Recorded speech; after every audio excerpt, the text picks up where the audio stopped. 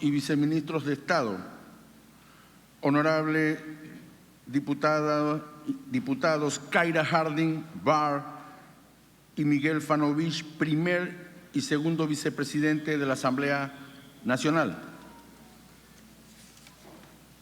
honorable señor Dagoberto Cortés Castro, subcontralor general de la República, honorables jefes de misiones diplomáticas y organismos internacionales acreditados en la República de Panamá, honorables diputadas, diputados principales y suplentes de la Asamblea Nacional, honorables magistrados de la Corte Suprema de Justicia, honorable señor Javier Caraballo Salazar, Procurador General de la Nación, honorable señor Rigoberto González Montenegro, Procurador de la Administración, honorable señor Dilio Arcia, Fiscal Electoral, presbítero Juan Sandoval, Vicario Episcopal de la zona Cristo Redentor en San Miguelito, distinguidos directores de instituciones del Estado, honorable secretario y subsecretaria de la Asamblea Nacional, invitados especiales, miembros de la prensa, funcionariado de la Asamblea, señoras y señores.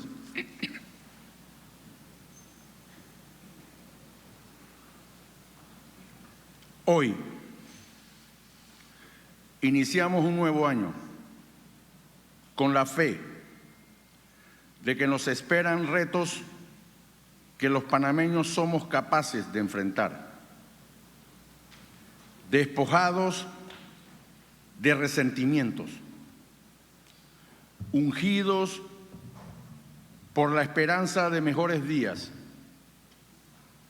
sin perder la crítica objetiva, sin perder la resistencia real, pero con aportes y soluciones a nuestras necesidades. Aprovecho el momento, como siempre lo hago, para agradecer a Dios por sus bendiciones, a nuestras familias por su respaldo inclaudicable y a todos los honorables colegas diputados y diputadas de las distintas bancadas, principales y suplentes, por el trabajo que hemos estado realizando a nivel legislativo en la comprensión de que la mejor dinámica de la democracia es la intervención en el desarrollo de políticas públicas que signifique la interacción con los distintos sectores de la sociedad, comprendiendo sus pareceres, sus expectativas, sus temores y sus rechazos. Han transcurrido 18 meses desde mi elección y reelección como presidente de este órgano. El momento requería un especial esfuerzo para recuperar la identidad democrática del legislativo, estableciendo una real y sincera política de puertas abiertas a los trabajadores organizados, a los gremios empresariales, a los educadores, a los productores, a los diversos sectores profesionales, a los estudiantes, a los líderes populares, a los pueblos originarios, a la sociedad civil y a los ciudadanos. Confieso lo difícil que ha sido esta tarea por lo complejo que es estructurar un concepto de equipo y una práctica de trabajo de ese equipo en condiciones de formaciones políticas tan disímiles. Creo que al final de momentos impredecibles, como lo fue la irrupción de la pandemia de la COVID-19, las exigencias de los grupos más vulnerables determinaron que debíamos priorizar en la aprobación de leyes basadas en el concepto de beneficios para el país, más que en la cantidad de leyes. Tal vez en otros periodos lo que prevalecía era la idea de que solo los proyectos del órgano ejecutivo eran la prioridad. La crisis creó la oportunidad para revisar esta práctica, que a nuestro juicio debilitaba al órgano legislativo en su institucionalidad. Por ello decidimos no promover un liderazgo único, sino un trabajo de equipo con buena articulación con las diferentes bancadas que integran la Asamblea Nacional. Sin hacer un balance final de nuestro periodo, porque aún no nos corresponde, estoy convencido de que hemos sembrado el paradigma de un Parlamento proactivo e inclusivo que ayude a propiciar debates en la sociedad panameña, apoyándonos en la concertación, atención y diálogo a lo interno del Pleno y con las organizaciones que se acerquen a la Asamblea Nacional para ser escuchadas y atendidas en sus demandas. No puede haber transformación real en un país como el nuestro, donde la desigualdad estructural de origen, no la coyuntural, consignada ya en las estadísticas nacionales e internacionales, no es debatida ni evaluada para intervenirla y de allí entender por qué la educación está cuestionada por sus resultados, especialmente la educación pública, siendo paradójicamente la educación el único instrumento de movilidad social para las clases populares. Y de allí entender por qué la salud pública y la seguridad social establecen parámetros y criterios de inequidad actualmente, en el que ser pobre es condición de vulnerabilidad suprema, aunque se tenga las estructuras y el personal sanitario.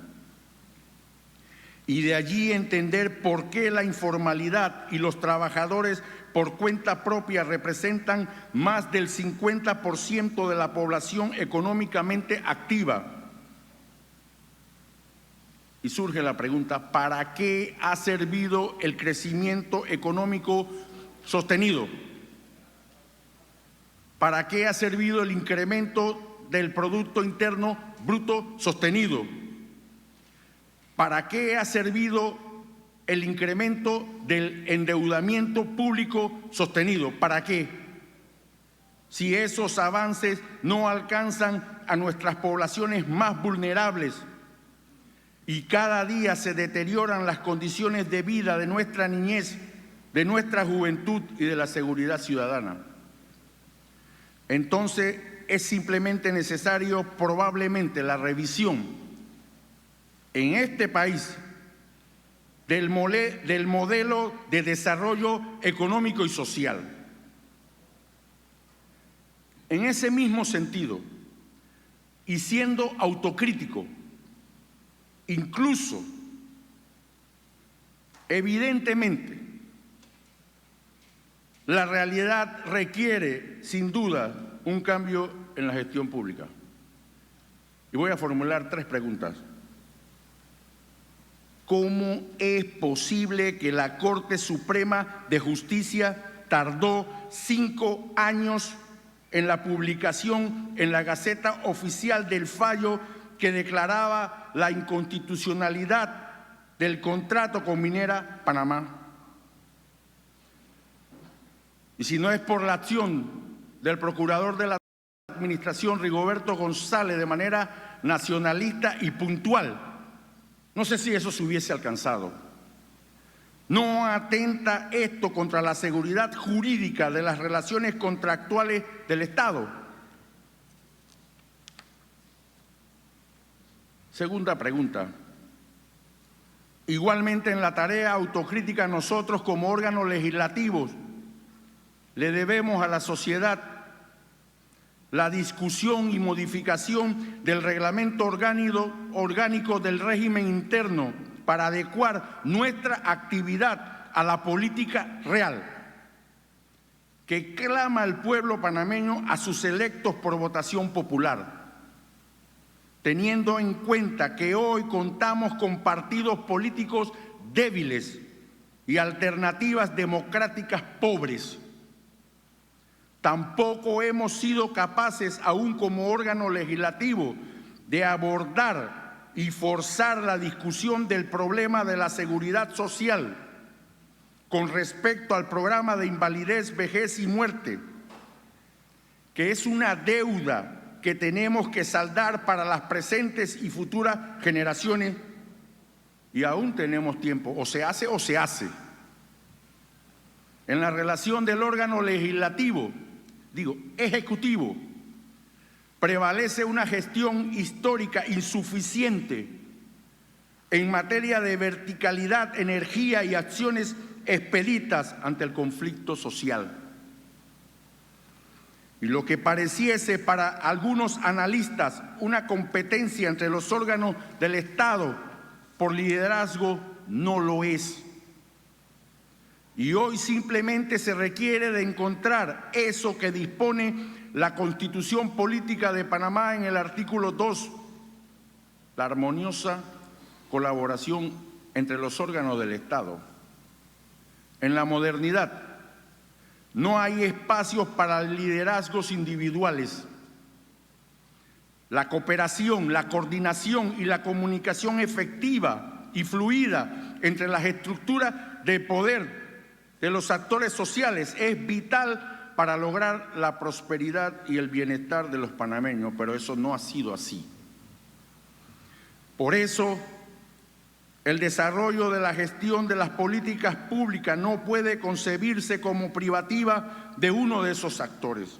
Por ejemplo, en el caso de la minera Panamá, con una inexplicable tardanza en la publicación del fallo de la Corte Suprema de Justicia en la Gaceta Oficial, aunado al desconocimiento de la sociedad panameña, incluso de este órgano legislativo, del contenido de las negociaciones y el borrador del contrato entre el Estado y la minera Panamá, se genera la incertidumbre.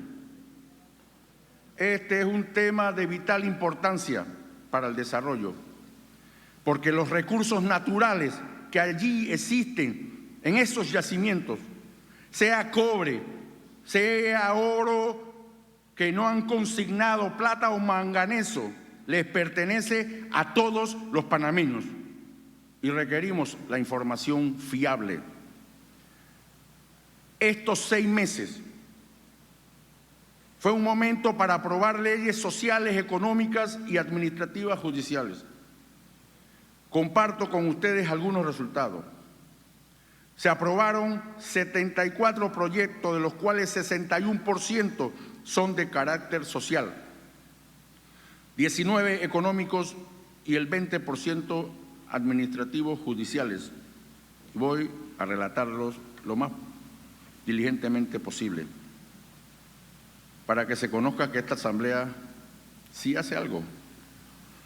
Entre las de carácter social, la Ley 346, que establece la gratuidad en los servicios de atención integral de salud para las mujeres durante el embarazo, parto y puerperio. Es una norma de cobertura universal. La Ley 321, por la cual se aprueba el convenio sobre la eliminación de la violencia y el acoso en el mundo del trabajo, convenio que era solicitado por los grupos sindicales de nuestro país de manera histórica. La Ley 329, que establece la obligatoriedad de la realización de tamizajes neonatales y dicta otras disposiciones de avanzada tecnológica.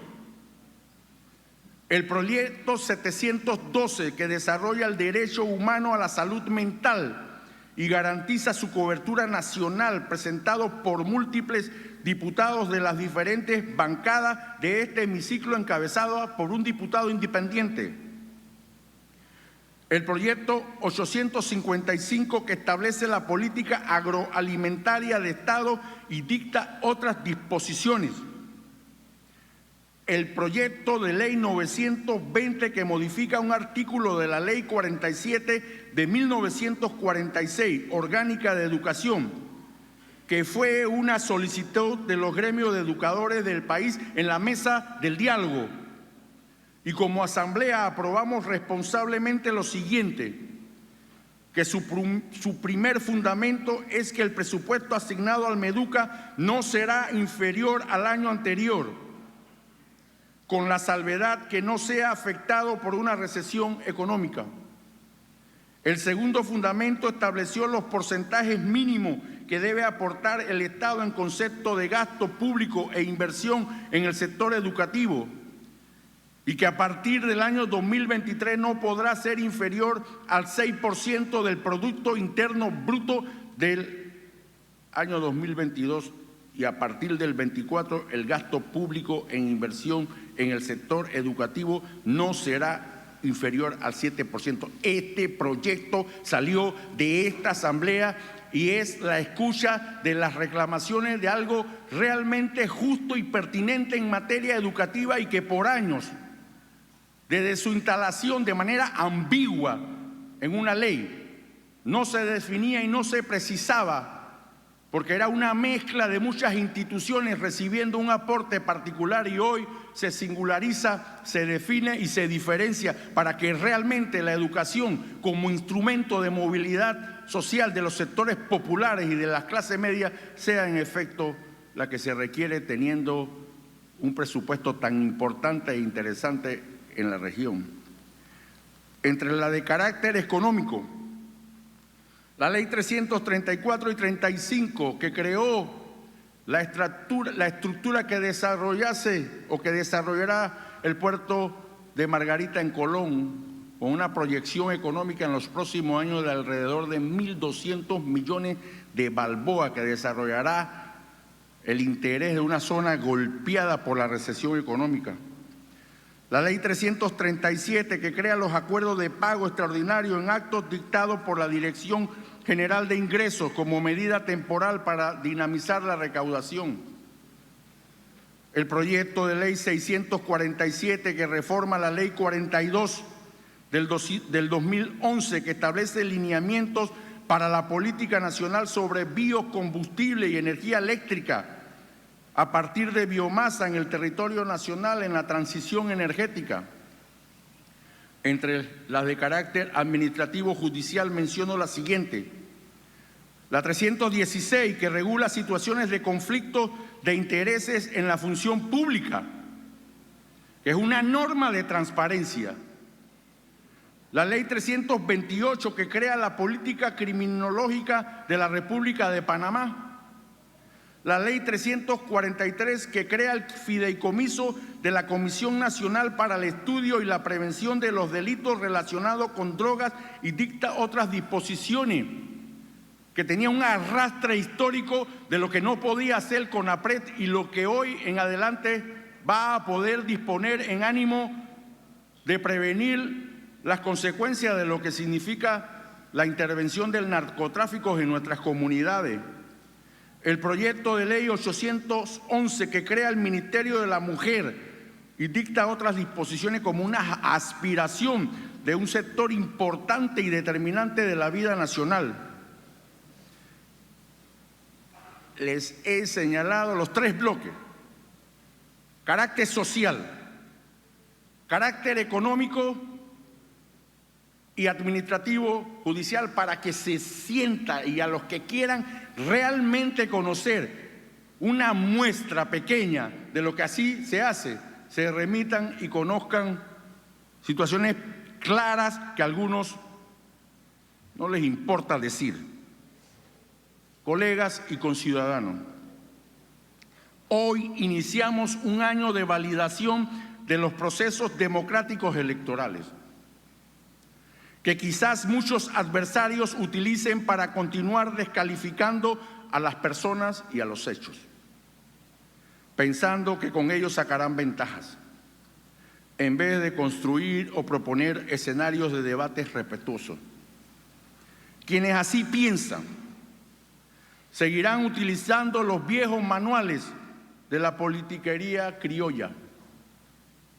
Este año preelectoral también lo es para nosotros los miembros de esta Asamblea, donde debe prevalecer el respeto a la participación de todos y a todos los espacios, sin utilización de las artimañas de esta politiquería. Que nadie las utilice, ni nosotros ni nadie, como lo son la coacción, la amenaza y el chantaje, porque esas aspiraciones a la participación democrática no son ansias de poder desmedida, como dicen algunos, sino la expresión firme de la democracia directa que algunos no estiman conveniente tener. Hace poco el órgano ejecutivo hizo algunas declaraciones sobre Minera Panamá. Y como se trata de un tema que la Asamblea Nacional tendrá que abordar en algún momento, quiero hacer las siguientes consideraciones. Los panameños representados por nuestro gobierno enfrentan un proceso de negociación complejo con la empresa First Quantum canadiense. La irresponsabilidad de varios gobiernos, incluyendo el que aprobó originalmente el contrato ley que no sabía que había cobre, han sometido al país a una situación de decisiones complejas y difíciles que sugieren soluciones con luces largas, como decía el general Omar Torrijos Herrera. En primer lugar, Panamá es un país con un potencial minero significativo que contrasta con su potencial natural no explotado a plenitud, lo que implicaría decisiones equilibradas en materia de estrategia de desarrollo, es decir, la estabilidad ambiental versus su potencial natural. Lo segundo es que somos un país de economía de libre mercado que necesita la inversión extranjera para crecer a tasas aceptables y garantizar el empleo de su población, principal objeto de la distribución de la riqueza nacional. En tercer lugar, Panamá es una sociedad marcadamente desigual social y económicamente, y allí está su mayor debilidad y reto de desarrollo. Y los recursos que tiene deben ser explotados en un marco de procesos justos y atendiendo a los mejores intereses posibles de todos los panameños. El uso de esos recursos deberá ser clave para solucionar problemas estructurales del sistema económico vigente y garantizar resarcir el impacto causado por la explotación minera, ante todo en las áreas de explotación que son los distritos de Donoso y Omar Torrijos Herrera. Por último, Panamá necesita una legislación moderna, un nuevo código minero acorde con los tiempos y necesidades del país, no el que tenemos. Ese nos pone en condición de desventaja como nación ante las transnacionales, y esa es una tarea que debe asumir esta Asamblea Nacional, presentando un proyecto de ley que modifique el actual código minero, que es una forma flexibilizada de entregar nuestros recursos naturales a los intereses transnacionales. Esta Asamblea debatirá el contrato ley en base a esos tres principios. La principal preocupación que tiene el país sobre el futuro es su economía.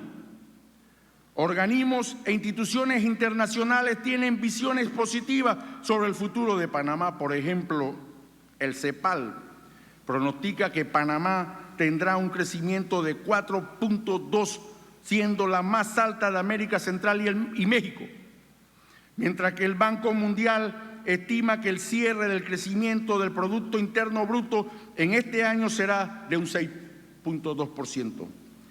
Por otra parte, estos analistas sostienen que este año será muy complejo en Panamá y debe servirnos a todos para mantener la cautela en el manejo de su dinero y, a nivel más general, tenemos la obligación de trabajar un plan que reduzca la informalidad, que en abril de 2022, según cifras oficiales de la Contraloría, marcaba el 48.2% de la población económicamente activa.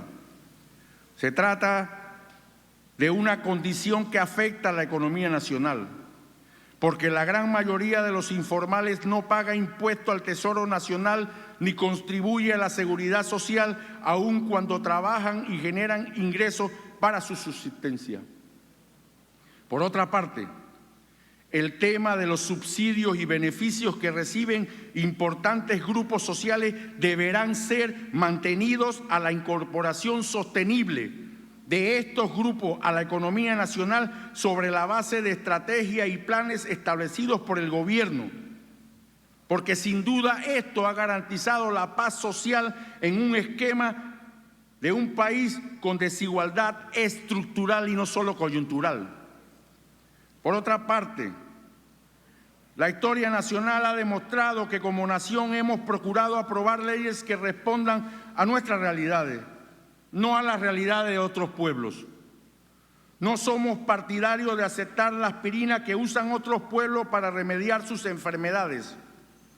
Nosotros, como lo señalaba el estadista Omar Torrijos, somos partidarios de fabricar nuestra propia aspirina con sabor a lo nuestro, típicamente nacional.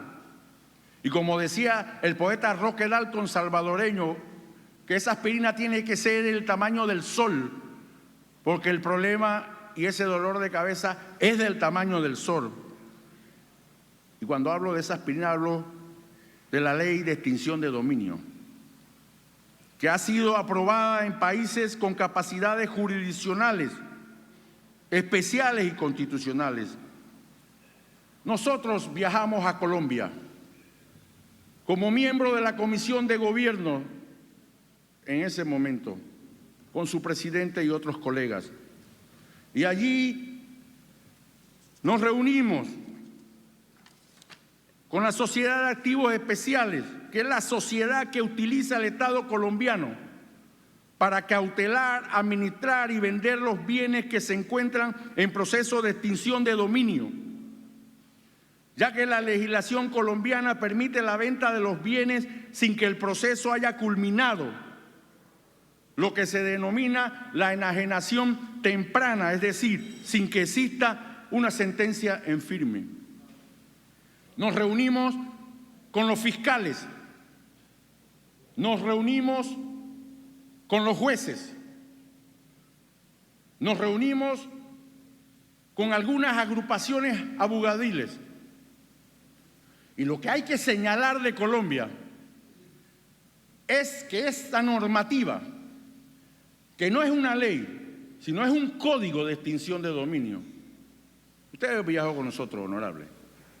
Y que se incluyó en Colombia en la Constitución de ese país.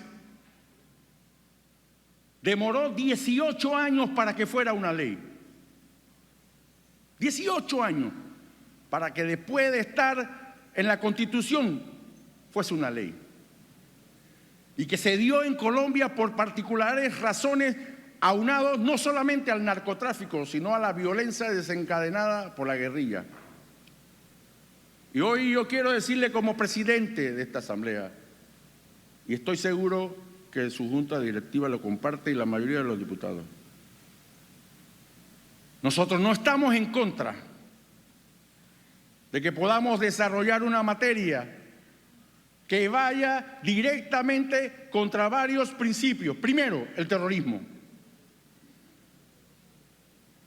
Segundo, lo que señalamos en Comisión de Gobierno después de verificar 2 seminarios, uno en el Hotel Panamá y uno aquí, contra los delitos relacionados al tráfico internacional de armas y con los delitos de trata de blancas. Y hoy podemos certificar que el narcotráfico también. Porque el que la teme y la debe tiene que saber que el narcotráfico no está solamente en la política, está en todos los parámetros de la vida nacional, en todos los parámetros de la vida nacional. Y que aquí nosotros no ha pasado esa disposición, no porque le tememos a eso, señor ministro de Seguridad. Porque por lo menos mi persona, y estoy seguro que la mayoría no tiene absolutamente nada que ser cuestionado en materia de narcotráfico. Pero esto tiene que ir con el debido consenso de la sociedad panameña. Porque ahí en los seminarios que se desplegaron en el Hotel Panamá y en la Asamblea no hay una sola organización panameña que esté a favor. Ni una sola. Porque lo que no se dice así es que la experiencia de otros países ha sido catastrófica en materia de implementación de una norma.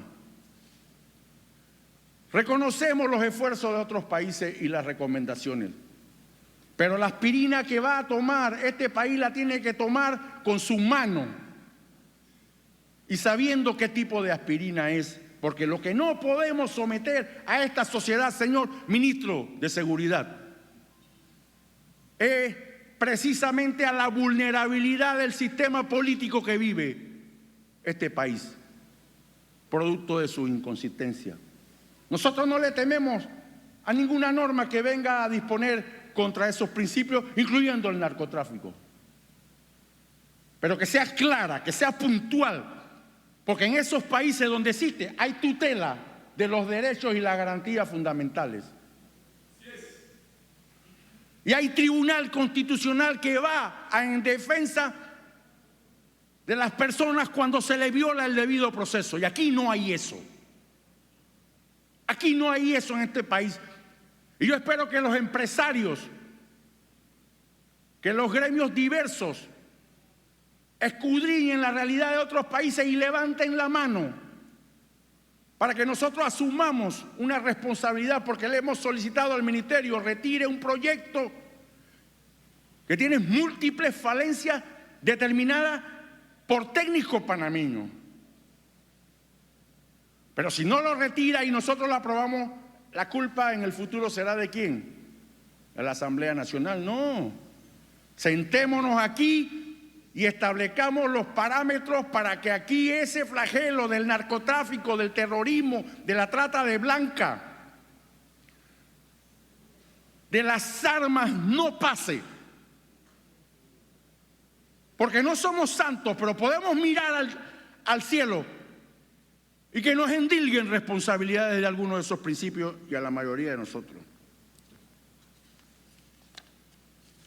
Me salí del guión.